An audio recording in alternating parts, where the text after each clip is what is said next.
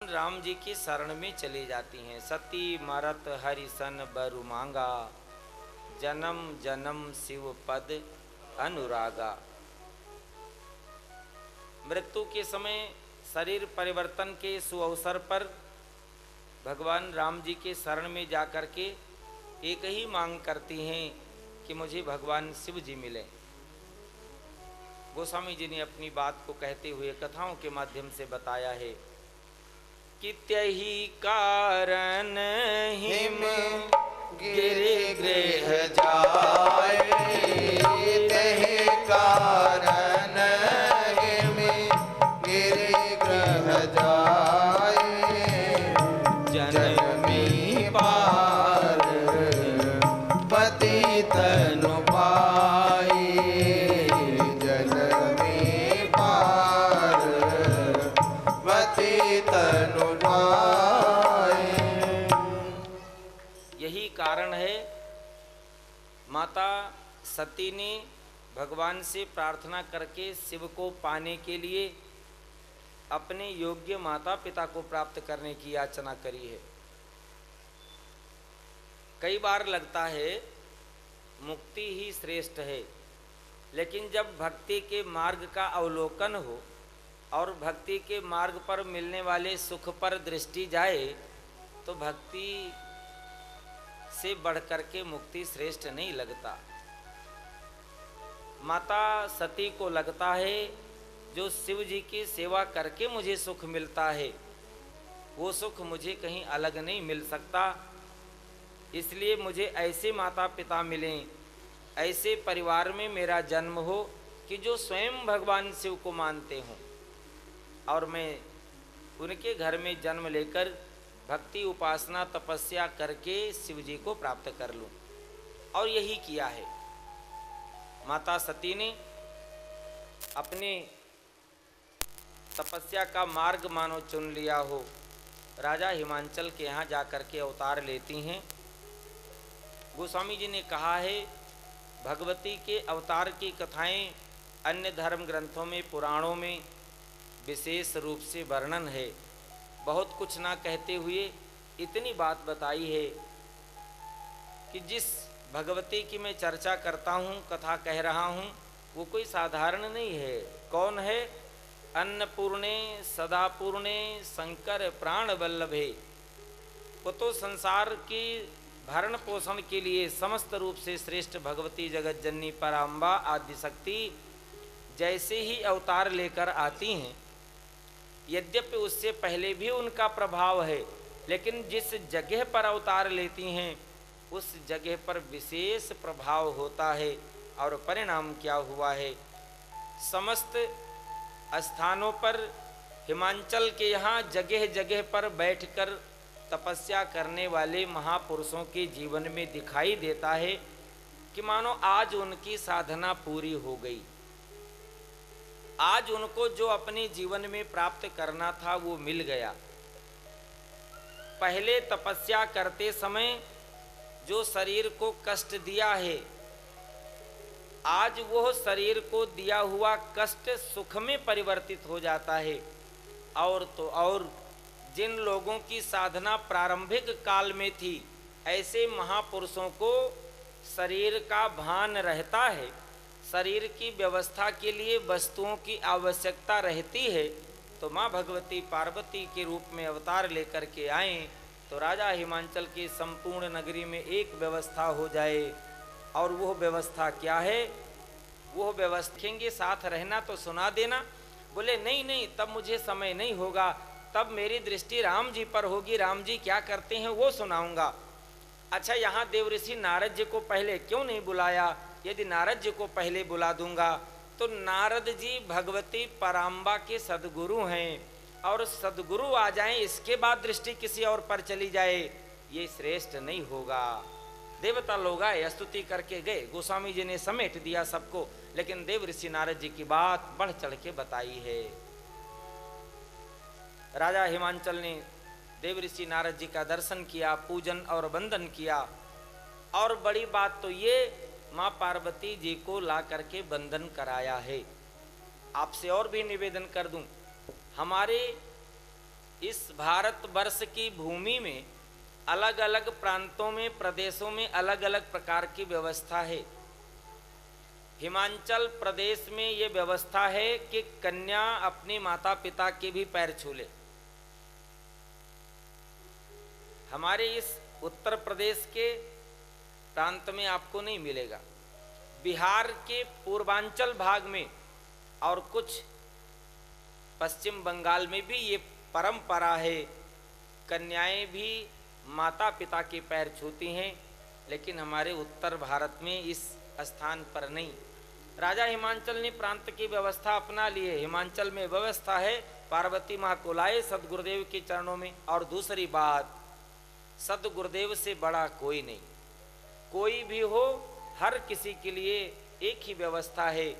संसार में सर्वश्रेष्ठ माँ भगवती परम व पार्वती माता जी, लेकिन वह भी अपने सदगुरुदेव के चरणों में वंदन करती हैं। राजा हिमांचल ने वंदन कराया है। मैं कई बार कहता हूँ, हम आप कथाओं को सुने, इसमें कोई बड़ी बात नहीं, ये आप जानते हैं, लेकिन इनमें कोई कोई ऐसे तत्व हैं, कोई कोई ऐसी व्यवस्था है जो हमारे आपके जीवन के लायक है।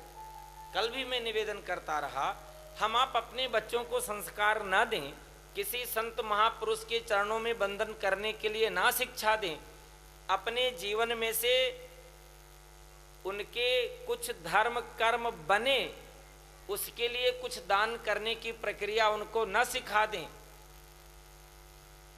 भगवान की, ईश्वर की उपासना भक्ति के मार्ग से न जोड़ दें, तो एक ही दिन आयु में बड़े होने के बाद कौन सी ऐसी वस्तु है जो उठाकर कोई बोझा सिर पर रख दोगे और वो स्वीकार कर लेंगे? संभव नहीं होगा।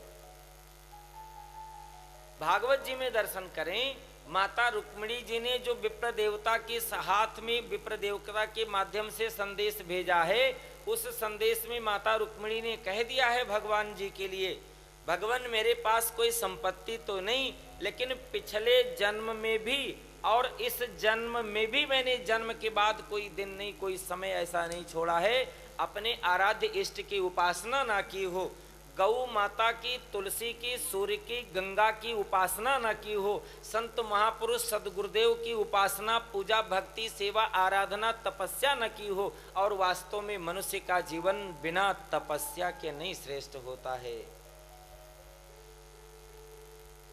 रामचरितमानस में गोस्वामी जी ने भी बता दिया है, सर्वश्रेष्ठ क्या है? बोले तपस्या ही श्रेष्ठ है।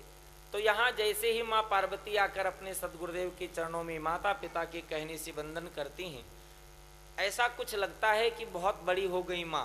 गोस्वामी जी से पूछा गया, अभी अभी तो जन्म लिए हैं, अभी अभी तो अवतार हुआ है, और आपने कहा ला करके वंदन कराए। वो वंदन करती हैं और फिर माँ पार्वती जी का हाथ आगे बढ़ा दिया है, वह हाथ की रेखाएं देखती हैं। गोस्वामी जी ने कहा, देखो ये हम आप अपने लेवल पर भगवान को उतार लें और भगवान को समझने जानने के लिए अपने जीवन में अपने लेवल पर लेकर समझ लें। यद्यपि भगवान को अवतार लेकर के ये कुछ करने की आवश्यकता नहीं, और भगवान के बारे में कहाँ तक कुछ कहा जाए। और दूसरी बात, हमारे आपके जीवन की फिर से व्यथा शुरू हो जाती है भगवान की कथा में। राजा हिमांचल ने अपनी पुत्री पार्वती माँ के हाथ देव ऋषि नारद जी के हाथ में दिया और कहने लगे, एक कार्य कर दो गुरुदेव, कृपा करके ये बताओ कि मेरे पुत्री का विवाह कहाँ, कब, कैसे होगा, घर बर कैसे मिलेगा। देव ऋषि नारद जी ने मर्यादा का पालन करते हुए बहुत कुछ कहा है। आपके पुत्री का नामकरण रख कर देता हूँ, और नामकरण करते हुए बताया है, एक नाम नहीं होगा, कोई उमा कहेगा, कोई अंबिका कहेगा, कोई भवानी कहेगा, कोई जगत जननी कहेगा, अनेक नामों से आपकी पुत्री संसार में पूजी जाएगी। और तो और हे राजा हिमांचल, संसार में पातिव्रत धर्म का पालन करने वाले समस्त नारी जाति केवल और केवल आपके पुत्री की उपासना करेंगी, किसी और की उपासना श्रेष्ठ नहीं होगा। और रही बात, आप पूछते हैं विवाह करने के लिए, तो जैसे ज्योतिष की मर्यादा है, ज्योतिष की मर्यादा क्या है हस्त रेखा की मर्यादा क्या है, अच्छी अच्छी बात बता देना और उनमें से जो बात अनुकूल नहीं, अच्छी बात नहीं, उसे बताना नहीं, उस बात का इलाज बताना। ये नहीं कहना ये ग्रह खराब है और ये ग्रह तुम्हारी आयु ले लेगा, या ये ग्रह तुम्हारी सेहत ले लेगा, ये ग्रह तुम्हारी संपत्ति ले लेगा, ऐसा नहीं।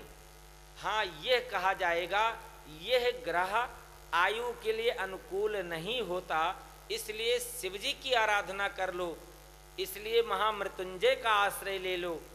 यह ग्रह आपके अनुकूल नहीं, इसलिए आपके अनुकूल ना होने से जीवन से धन क्षय होने का संयोग बनता है, आपके जीवन से धन अपव्यय ना हो। शक्ति भक्ति और भगवान शिव शक्ति का एकत्रित आराधना कर लो। न जाने कितनी कितनी व्यवस्था देवऋषि नारद जी भी उसी व्यवस्था के अनुसार बताने लग गए। अच्छी अच्छी बात देवऋषि नारद जी ने बता दी है, बहुत कुछ बताया। बहुत कुछ बताने के बाद में जब माता पिता दोनों प्रसन्न हुए, ये हमारे आपकी कथा है, रही होगी राजा हिमांचल की कथा, सत्य है माँ भगवती की, लेकिन ज़्यादा हमारे आपके जीवन की है। हम अपने संतानों के बारे में कुछ सुन नहीं सकते, उनमें क्या कमियां हैं, क्या कमजोरियां हैं, क्या अवगुण हैं, क्या दोष हैं, क्या बुराइयां हैं, क्या उनके कर्म के परिणाम उनको भोगने हैं। यदि मुझे कहीं सुनने को मिल जाए तो वो बताने वाला अच्छा नहीं है, कुछ नहीं जानता है। अच्छा वो है जो होने पर भी उसे छुपा दे और बहुत अच्छा अच्छा बता दे। देवऋषि नारद जी ने कहा देखो अच्छा तो सब बता दिया, लेकिन कुछ बातें ऐसी हैं। बोले ऐसी हैं मतलब, अब उसे जरूर बताओ। तो देवऋषि नारद जी ने कहा मैं संसार में ज्योतिष के आश्रय को लेकर कहूँगा, लेकिन संसार की तरह नहीं कहूँगा। बोले भला क्यों नहीं कहोगे? बोले संसार में जीव और आपकी पुत्री माता पार्वती के दोनों में अंतर है, इसलिए हमें सत्य सत्य कह देता हूँ। और उस सत्य को कहने में जब नारद जी समर्थ अपने को मानकर तैयार हुए कहने लग जाते हैं तो परिणाम क्या होता है नारद जी भूल जाते हैं। कल्पना करें कोई माँ भगवती के हाथ को देखकर बता सकता है कि माँ भगवती के हाथ की रेखाएं क्या कहती हैं, उनके भाग्य में क्या मिला है, क्या लिखा है, क्या होगा।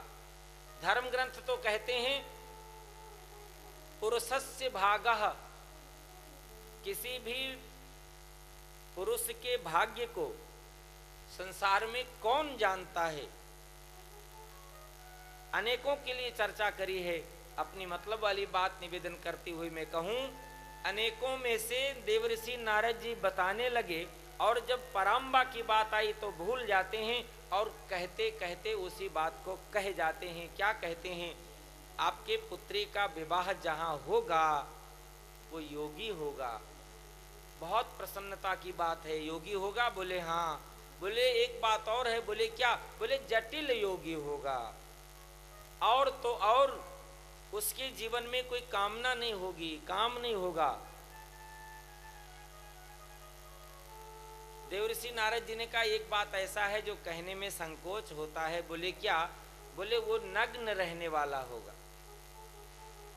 देवऋषि नारद जी ने धीरे से बात परोस दी, हे राजा हिमांचल, वो ऐसा आभूषण धारण करेगा जो सबको देखने में अच्छा नहीं लगेगा।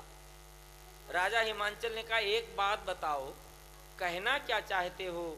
जो कहना चाहते हो सीधा ही कह दो, धीरे धीरे घुमा फिरा के बात नहीं कहना। लेकिन ज्योतिष के विद्वान, हस्तरेखा और जन्मपत्री के विद्वान किसी बात को पूर्णतः सीधे नहीं कहते।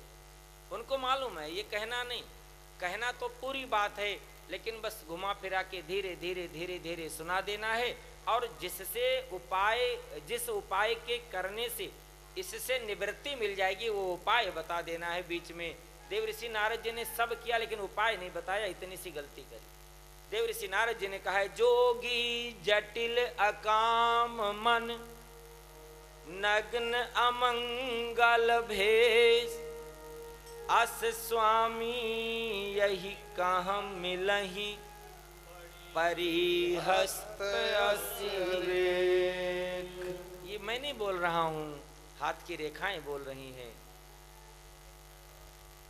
राजा हिमांचल ने जब सुना, बोले देवऋषि नारद जी, आपको कहने में दर्द तो नहीं होता, लेकिन जिस माता पिता के पुत्री को ऐसा घर और बर मिलना हो, उस माता पिता के दिल पर हाथ रख के देखो क्या बीतेगा, उसका जीवन कैसा होगा, वो कैसे अपने जीवन में सुखी हो पाएगा।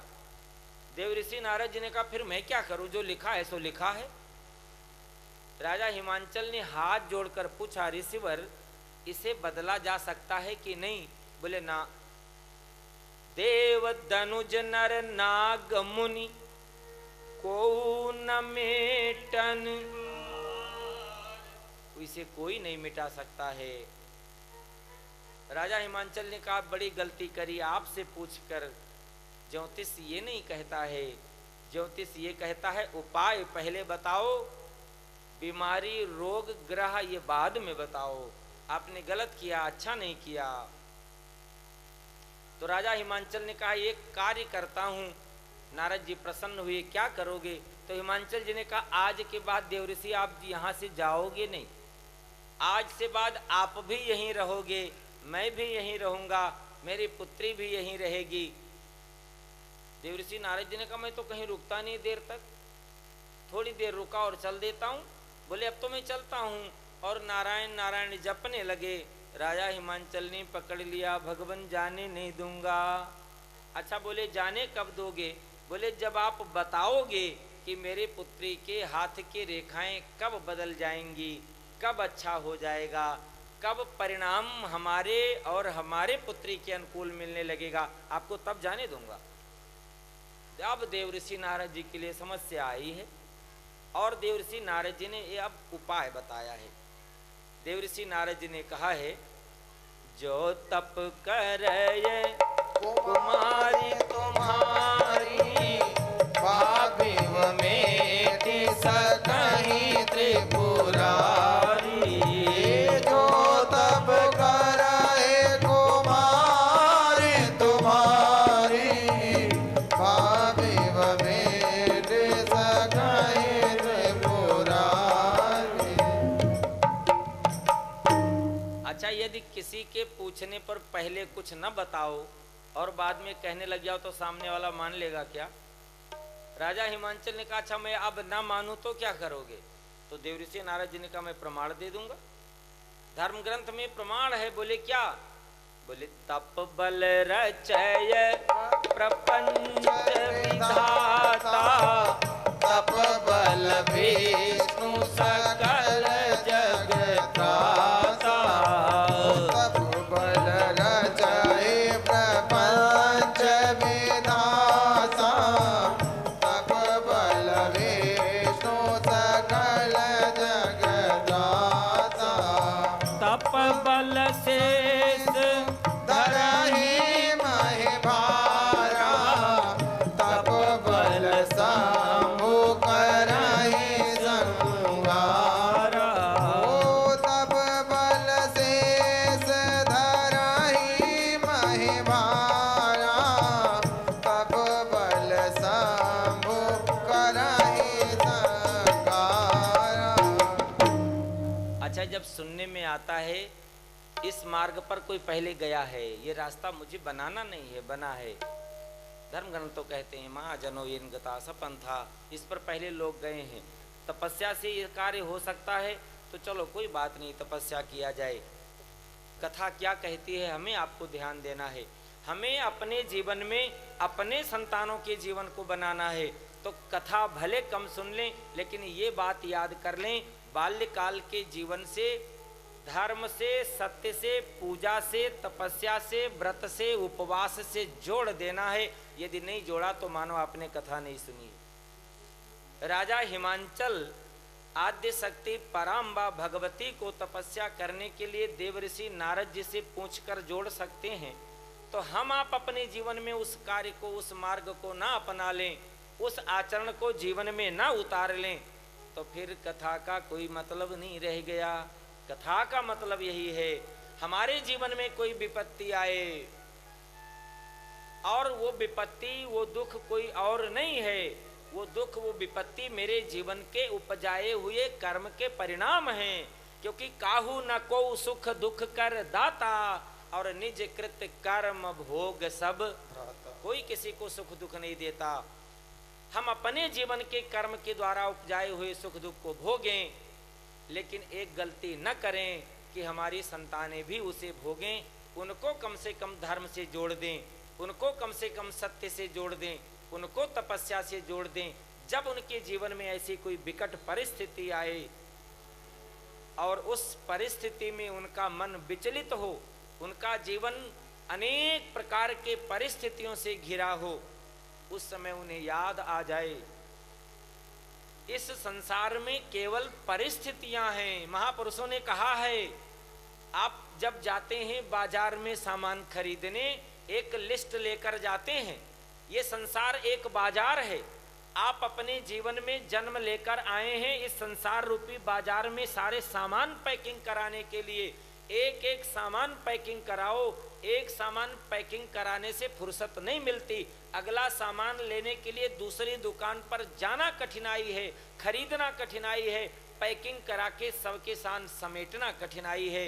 ऐसे ही जीवन में जब जब कठिनाई आए तो आप अपने जीवन के अनुभव के द्वारा, धर्म ग्रंथों के द्वारा, मर्यादा पुरुषोत्तम प्रभु राम जी के पावन चरित्रों के द्वारा, पराम्बा भगवती जगत जननी के चरित्रों के द्वारा तपस्या के माध्यम से जुड़ जाएं।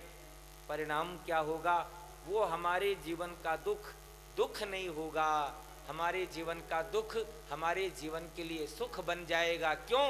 कबीर दास जी की तरह जीने की स्थिति आ जाए तो कबीर दास जी ने डंके की चोट पर कहा है, सुख के माथे सिल परे जो प्रभु का नाम भुलाए, और बलिहारी उस दुख की जो पल पल नाम जपाए, जो पल पल नाम जपाए।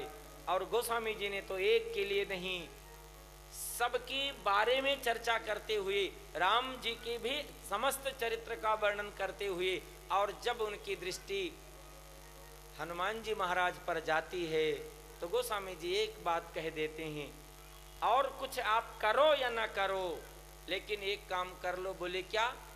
और देवता चित न धरहि अनुमत से सर्व सुख करहि। और देवता चित न धरहि अनुमत से सर्व सुख करहि। संकट कटहि मिटहि सब पीरा, जो सुमिरै हनुमत बलबीरा। ओ संकट कटहि मिटहि सब पीरा, जो सुमिरै हनुमत बलबीरा। एक नहीं, दो नहीं, सारे रोगों की है दवाई। क्या? अलग अलग दुकान पर जाओ, अलग अलग सामान खरीदो। इससे अच्छा है ऐसे एक दुकान पर जाओ जहां सारे सामान मिल जाएं, सारे रोगों की औषधि मिल जाए। वो कौन है? बजरंगी हमार सुधि लेना, भुलाए नहीं देना, विनय तो है बार बार है। बजरंगी हमार सुध लेना, भुलाए नहीं देना, विनय तुमसे बार बार है। बजरंगी हमार सुधि लेना, भुलाए नहीं देना, विनय तुमसे बार बार है। ओ बजरंगी हमार सुध लेना, भुलाए नहीं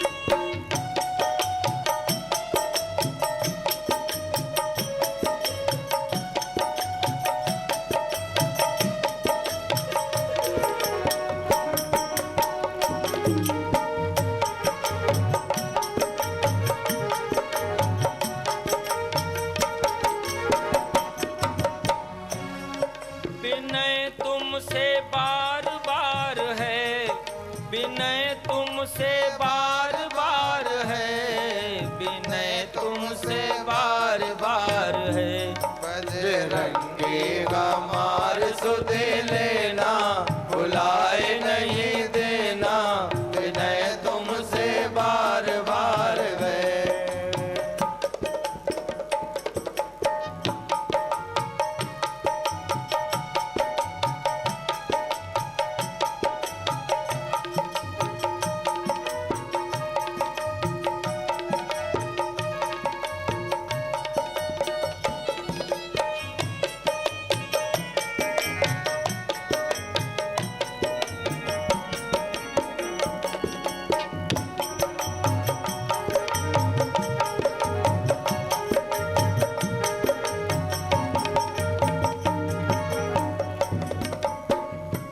मैं तो थारे चरणों में लौट जाऊंगा, मैं तो तेरे चरणों में लौट जाऊंगा, मैं तो तेरे चरणों में लौट जाऊंगा, मैं तो तेरे चरणों में लौट जाऊंगा।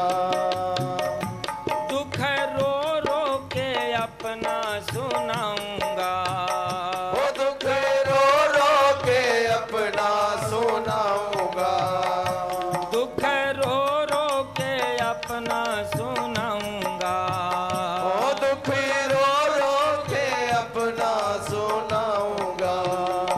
जैसे मानोगे वैसे मनाऊंगा, वो जैसे मानोगे वैसे मनाऊंगा।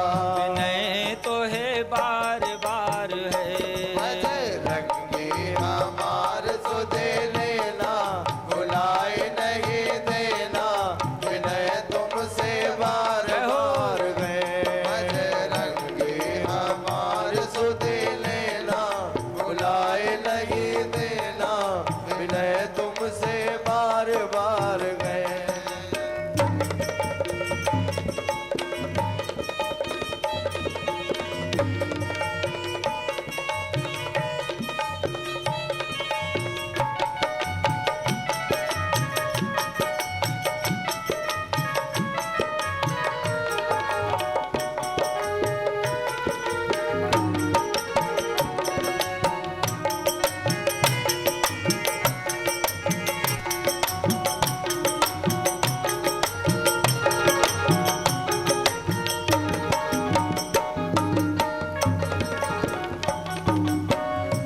जब राम के निकट आप जाना,